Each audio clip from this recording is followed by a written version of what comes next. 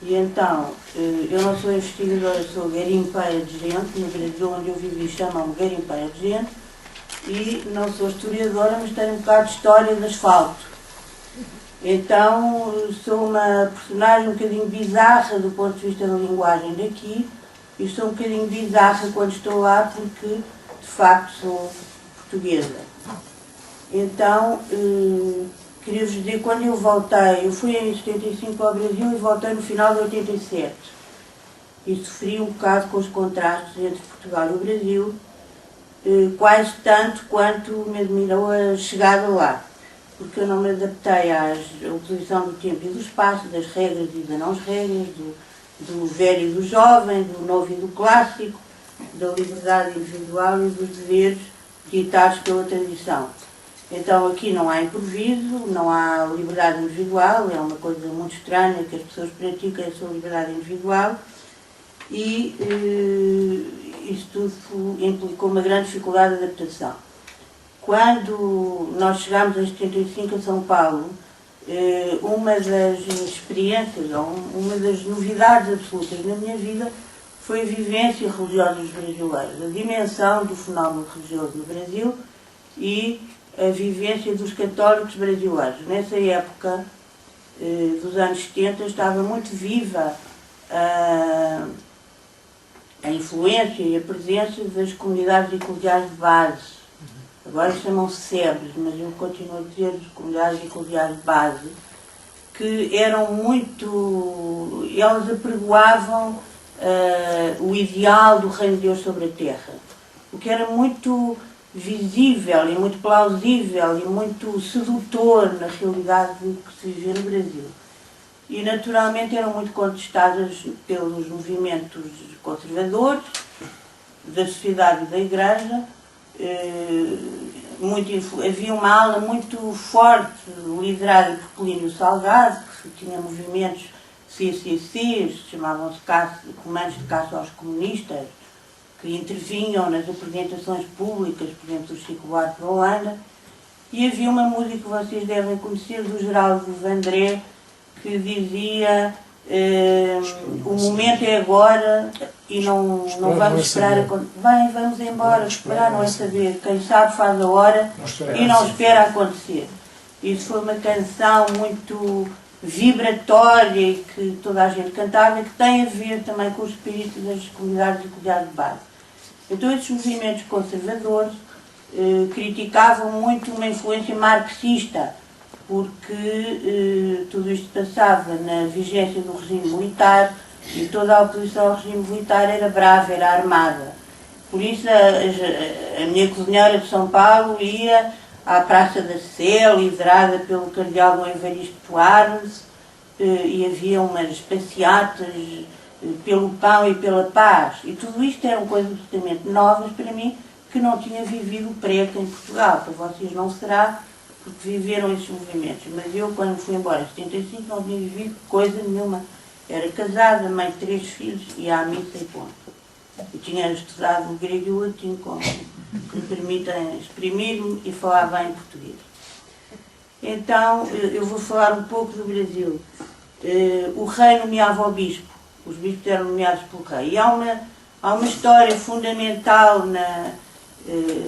para perceber a brasilidade, que é a história de um bispo Sarvinha, que ele estava muito indignado com os comportamentos do governador.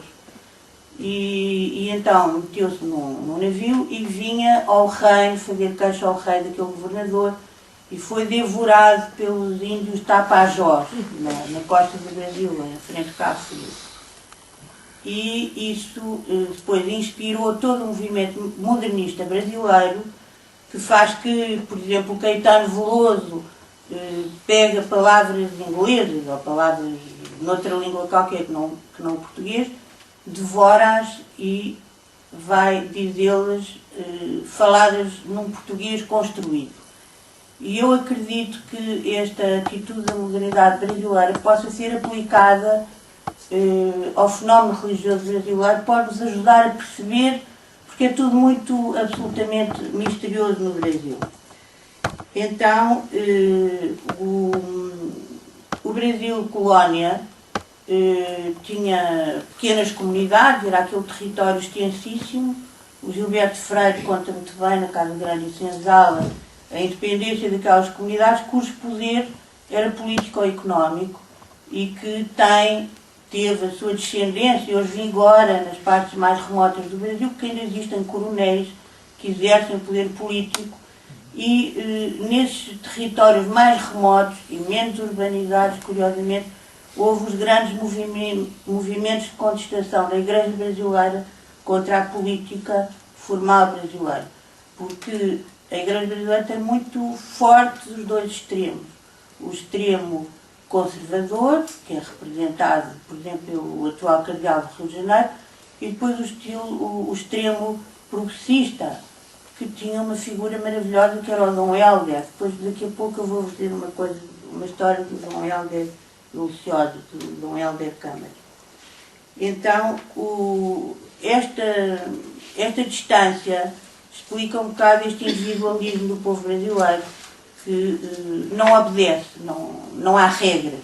Por isso as igrejas, eu não sei se puderam ver, é muito explícito isso sempre que nos aparecem imagens de religião no Brasil. Por exemplo, agora na visita do Papa, e mesmo nos jornais nós víamos que o Papa celebrava, as pessoas diziam, são milhões de pessoas sempre, mas as pessoas namoram, as pessoas tomam Coca-Cola, as pessoas contentes, as pessoas dão as mãos, e não tem nada a ver com movimentos carismáticos. A maneira de estar da brasilidade é a absoluta liberdade individual. Então, esta realidade começou a mudar quando chegaram os queridíssimos jesuítas. Por isso eu gostei muito de ouvir, porque imaginava o padre Anchieta, queridíssimo, e o padre Nóbrega, mais austero, nesse seu panorama dos jesuítas. Então o padre José Anchieta, que já tinha idade, que estava doente, que era uma pessoa frágil, ele tinha uma atitude ex-cordis, ele era um filósofo da doçura, se assim se pode chamar, e daí vem essa cordialidade brasileira. E depois, outra maneira de missionismo, não era, eu queria falar em alma, mas de missionar. Missionização. A nossa língua é complicada. Ele era mais austero, era rigoroso e era um homem de Estado. Ele tinha exatamente a noção de que a unidade do Brasil só se podia construir se houvesse uma unidade que não fosse dividida por crenças tribais. Havia todo o lado negro brasileiro vinha de diversas Áfricas com os seus costumes tradicionais. Então, a união das duas coisas fez que, por um lado, o Brasil